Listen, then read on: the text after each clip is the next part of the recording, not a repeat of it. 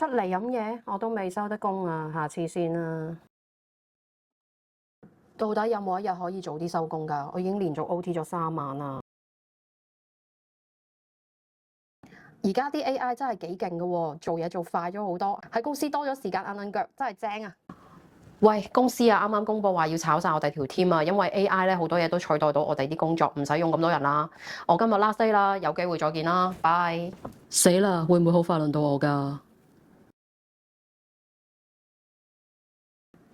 ？Yes，終於等到出糧啦！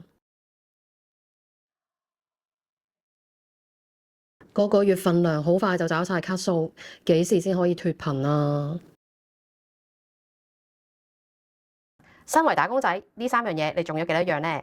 日日都 OT，又驚俾 AI 淘汰，又或者個月等出糧，定係3樣都中晒呢？話你知啊，我以前都係3樣嘢都中晒㗎，就係因為咁，我先至要為咗自己去諗將來。後尾咧，我就轉型咗做 Amazon， 由副業去到全職做 Amazon 咧，中間都經歷咗一啲嘅學習啦，同埋試錯嘅成本，慢慢咧累積咗啲經驗，同埋咧收入慢慢上升，終於可以自由控制自己嘅時間，最重要係重掌翻我人生嘅控制權。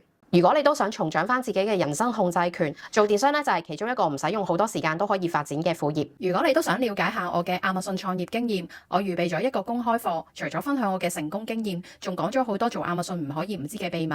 留言想知，我會將條 link send 俾你。